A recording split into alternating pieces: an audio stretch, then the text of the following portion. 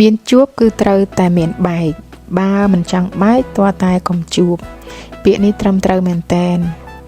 ហើយនេះនៅតាមផ្លូវគឺទៅយកពូហើយនឹងមីងទៅញ៉ាំអីពេលថ្ងៃត្រង់ដោយសារតែគាត់មកពីស្រុកក្រៅបងប្អូនគាត់មកពីប្រទេសដទៃទៀតគាត់មកលេងបងប្អូនមកលេងក្មួយអញ្ចឹងទៅហើយគាត់នាំគាត់ទៅចូលអាហា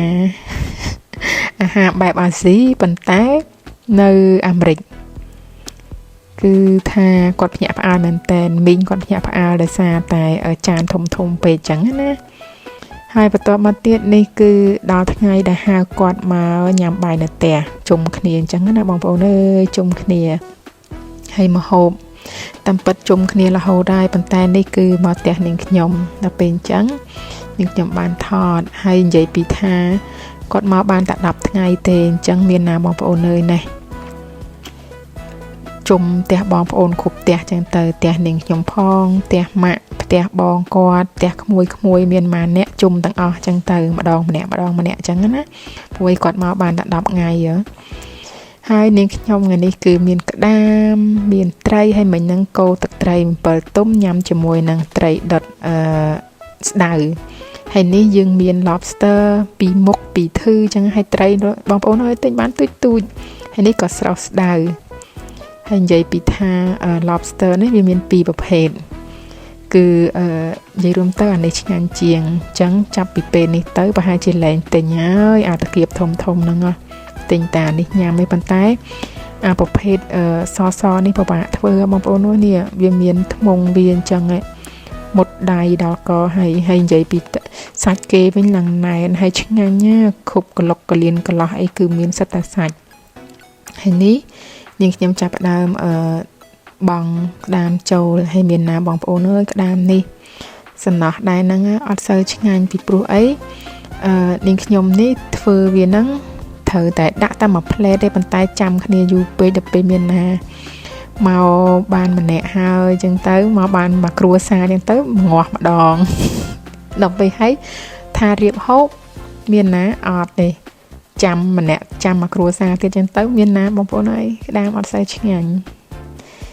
ចាំលើក្រោយខ្ញុំធ្វើឲ្យឆ្ងាញ់ហើយនេះចាប់ដើមនឹងខ្ញុំឆាក្លុកគ្រឿងណាហើយមិញហ្នឹងមានក្លុកគ្រឿងក្របហ្វីសទៀតហើយនេះរៀបចំរួចរាល់ហើយគឺបែបសាមញ្ញប៉ុណ្ណេះឯងមិនមែនជាលក្ខណៈអីណាបែប high so អីទេហើយនេះdaddy ហ្នឹងក៏គាត់ទៅយកពូហើយនឹងមីងមកដល់ផ្ទះហើយមានណាដល់ពេលទៅយកគាត់មកដូចយកគាត់មកប្រើអញ្ចឹងនេះបងប្អូននេះគាត់មកគាត់ឃើញទាស់ពេកអញ្ចឹងទៅគាត់មកធ្វើនេះធ្វើនោះឲ្យហើយមីងទិញអីគេទិញខ្នោមកហើយនិយាយទៅខ្នោនេះប្រសិនបើគាត់អត់បកទេគឺនៅហ្នឹងហើយដោយសារហេតុអីវាស្អិតតែតានអត់សូវចូលចិត្តញ៉ាំប៉ុន្តែអត់ចូលចិត្តធ្វើដល់ពេលគាត់លឺសូរអញ្ចឹងក៏គាត់អង្គុយបកដាក់កតោឲ្យអញ្ចឹងទៅហើយនេះគាត់ធ្វើអីគេបងប្អូនធ្វើបាញ់ត្រាំងឲ្យញ៉ាំទៀតហើយចាំមើលពេលគាត់មកគាត់ព្រានធ្វើបាញ់ត្រាំងអញ្ចឹងគាត់ចេះធ្វើបាញ់ត្រាំងខ្លួនឯងហើយនេះម្ហូបយើងហ្នឹងបងប្អូននេះម៉ាក់ក្មេកគាត់យកសាច់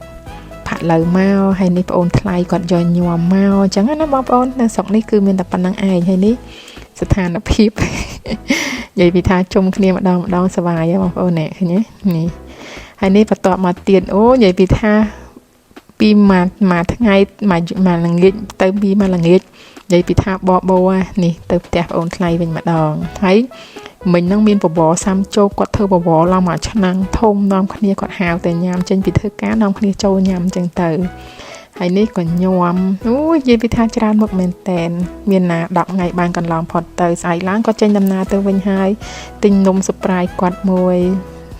សេពចាវលអីចឹងទៅណាហើយជូនពរគាត់ឆាប់បានមកលេងក្មួយវិញនេះជូនគាត់ឡើងយន្តហោះវិញឯងបងប្អូនពេលវេលាដើរលឿនមែនតែន10ថ្ងៃបានកន្លងផុតទៅហើយនិយាយពីយន្តហោះវិញទៀតបងប្អូនអើយរមចង់ឃើញនេះគាត់ check in ហើយអញ្ចឹងពួកយើងក៏នាំគ្នាថតមើលនេះគាត់ចេញទៅហើយលឿនមែនតែនហ្មង10ថ្ងៃ ហើយអូនកានេះក៏គាត់ថាអូយម៉ាក់អាហើយអូនពងនេះក៏ចឹងដែរត្រៀមខ្លួនទៅ airport គាត់នេះត្រៀមខ្លួនដែរគាត់ស្មាគាត់ទៅស្រុកខ្មែរអូយដល់ការបានទៅសង្ឃឹមថាឆាប់បានទៅលេងស្រុកខ្មែរជួបជុំប៉ាម៉ាក់អីចឹងដែរហ្នឹងហើយដល់ពេលវេលាហើយពូហើយនឹងមីងក៏គាត់ឡើងយន្តហោះត្រឡប់ទៅវិញហើយគាត់សន្យាថាមិនលេងក្មួយឆាប់ See you soon អរគុណច្រើនជូនពរសុខភាពល្អសំណាងល្អទាំងអស់គ្នា